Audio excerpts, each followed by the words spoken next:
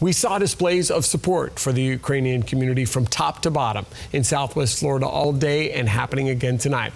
Just outside Charlotte County in Northport, city officials and residents with ties to Ukraine raised a Ukrainian flag at City Hall. We showed you that earlier in the newscast. And in Naples just a few hours ago, the Ukrainian community there held a candlelight vigil to lean on one another. Fox 4's Keenan Scott spoke with one couple who are first-generation Americans from Ukraine to get a better understanding for all of us about the heaviness of what's happening right now thousands of miles away.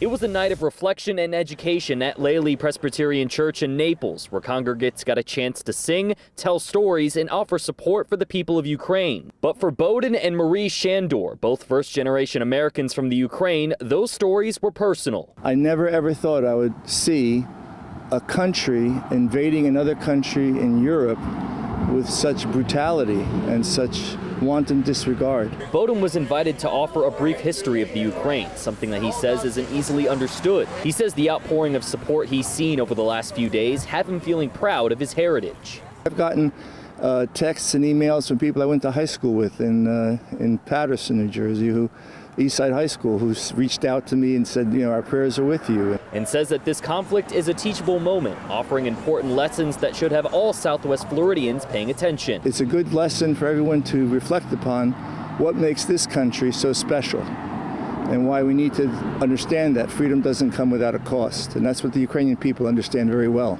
But there are ways that the local community can help. You could write to your congressmen, to your senators, to the White House. Emphasizing the urgency for Ukraine to get the support that it desperately needs. This is a matter of days. We don't have months, it's days. In Naples, Keenan Scott, Fox 4. We do have continuing coverage of the latest developments in Ukraine right now. When you go to fox4now.com, you can also find ways to show your support for people there and even provide aid.